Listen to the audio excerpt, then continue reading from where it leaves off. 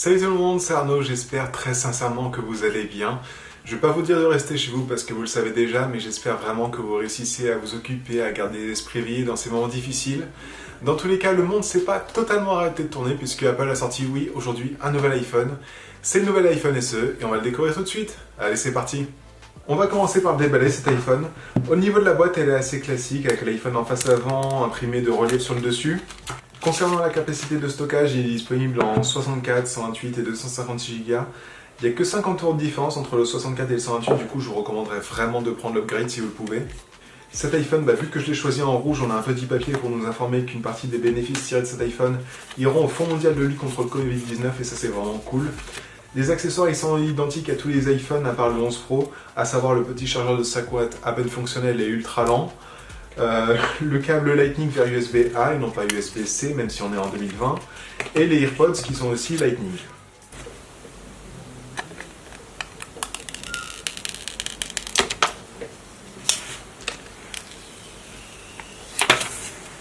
Alors vu que cet iPhone a un ancien design, on a toujours ces gros bords en face avant. Par contre, il est quand même très fin et il a surtout Touch ID et ça c'est vraiment pas mal dans un monde où on doit se couvrir le visage dès qu'on sort.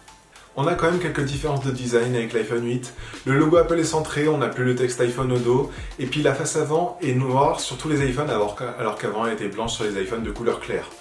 Les couleurs d'ailleurs elles sont un petit peu différentes. Avant pour l'iPhone 8 on avait de l'argent, de l'or et du gris sidéral. Là pour cet iPhone SE on a du noir pas vraiment noir, du blanc vraiment blanc et ce rouge qui est juste magnifique. La plus grosse nouveauté de cet iPhone, celle qui a le plus d'importance pour moi, c'est le fait qu'il soit équipé de la même puce A13 qu'il y a sur les iPhone 11, 11 Pro et 11 Pro Max. Et ça c'est vraiment cool, ça devrait lui permettre de tenir sans problème les mises à jour pendant 4, 5 ans, voire même plus comme on l'a vu avec l'iPhone 5S. Et ça je pense que c'est quelque chose qui est assez inédit sur un téléphone qui coûte moins de 500 €. Là-dessus, il n'y aura pas de souci sur cet iPhone, tout sera extrêmement fluide, extrêmement rapide. Et on peut même dire que l'iPhone le moins cher a un processeur plus puissant que le téléphone sous Android le plus cher. Alors je viens seulement de le déballer, du coup je peux pas vraiment vous donner mon avis sur l'autonomie, mais elle devrait être à peu près équivalente à celle de l'iPhone 8. Ça je vais pas vous mentir, je suis un petit peu déçu. Je m'attendais à une amélioration comme on l'avait eu avec le premier iPhone SE. Là on a quand même un processeur beaucoup plus puissant dans un iPhone qui a exactement le même form factor et même exactement la même taille de batterie. Donc c'est pas trop mal, vous devriez pas avoir trop de problèmes pour finir la journée. Mais vous n'aurez pas une aussi grande souplesse qu'avec un iPhone 11 Pro Max, ça c'est sûr et certain. Il y a toujours la recherche sans fil, et ça c'est vraiment cool parce que c'est une technologie que les constructeurs ont tendance à enlever en premier quand ils veulent faire baisser le coût d'un téléphone. Là on l'a toujours, et ça colle un petit peu au discours de futur sans fil que promet Apple. La partie photo par contre c'est un peu un mystère. Apple donne pas vraiment d'informations là-dessus, à part que c'est le meilleur appareil photo à un seul capteur qu'ils aient jamais fait. Donc en théorie il sera encore meilleur que l'iPhone XR. Par contre moi de ce que j'ai vu sur internet, il n'y a rien d'officiel là-dessus.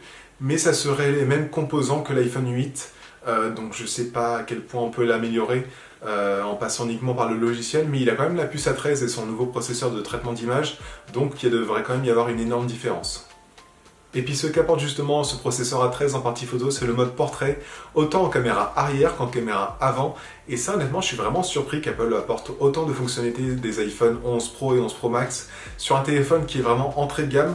Par exemple le mode portrait sur la caméra avant c'est quelque chose qui était exclusif avant au téléphone qui avait la caméra TrueDepth. Et là ils ont réussi à l'apporter, on a les mêmes effets d'éclairage de portrait, c'est vraiment cool. Alors évidemment par contre vous n'aurez pas Deep Fusion ou le mode nuit comme vous pourrez l'avoir sur les iPhone 11, mais vu la différence de prix, je pense pas que ce soit un gros sacrifice à faire. En parlant de prix justement, cet iPhone SE 2020 il commence à 489 €, c'est exactement le même prix que le premier iPhone SE qui est sorti il y a bientôt 4 ans. Pour ce prix vous aurez 64 Go de stockage, comme je vous l'ai dit au début je vous recommande vraiment de prendre l'augmentation à 128 Go pour 50 € de plus. Donc là vous aurez 539 € pour 90 € de plus, vous doublez encore le stockage, vous passez à 256 Go pour donc 639 €. Alors évidemment pour l'instant il est beaucoup trop tôt pour tirer des conclusions sur cet iPhone SE. Pour ça je vous retrouverai plutôt dans quelques semaines pour vous donner un avis un peu plus définitif, notamment sur la partie photo, par exemple quand on pourra aller dehors pour en prendre justement, mais c'est quand même vraiment très prometteur. Il n'a pas grand chose d'exceptionnel, mais par contre il est excellent partout, et je pense que c'est ce qui est le plus important pour faire une très bonne entrée de gamme. Et puis sans déconner, je suis juste trop fan de tous les produits rouges qu'Apple sort, que ce soit les iPhones, les coques ou alors les bracelets pour Apple Watch. C'est des produits qui sont juste magnifiques et en plus ça aide à une bonne cause. Et puis d'ailleurs, le rouge de cet iPhone SE, il est un petit peu différent de celui de l'iPhone XR par exemple. Il est exactement identique à celui de l'iPhone 11. C'est un rouge qui est un peu plus rosé. Moi, je suis pas hyper fan, mais ça reste quand même magnifique. J'espère en tout cas que cette vidéo vous aura plu. Si c'est le cas, n'hésitez pas à laisser un petit pouce bleu et à vous abonner. Prenez soin de vous et moi je vous dis à la prochaine. Allez, salut!